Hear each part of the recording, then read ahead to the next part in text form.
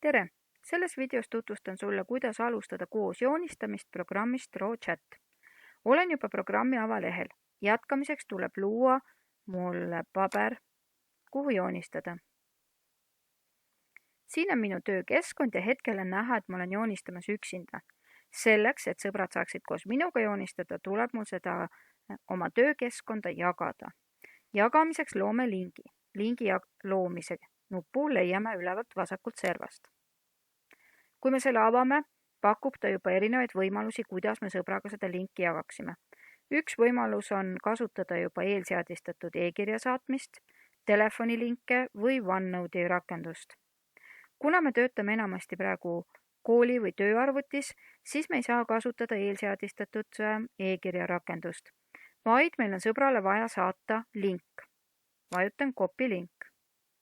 Kuidas ma selle lingi sõbrale saadan? Siin on erinevaid võimalusi. Mina näitan praegu, kuidas saata seda e-kirjaga.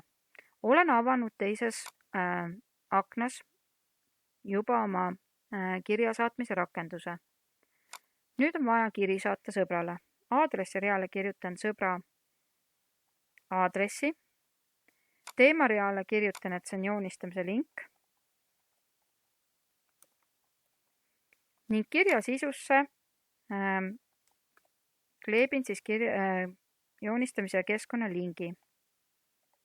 Võin ka kirjutada lühikese kirja.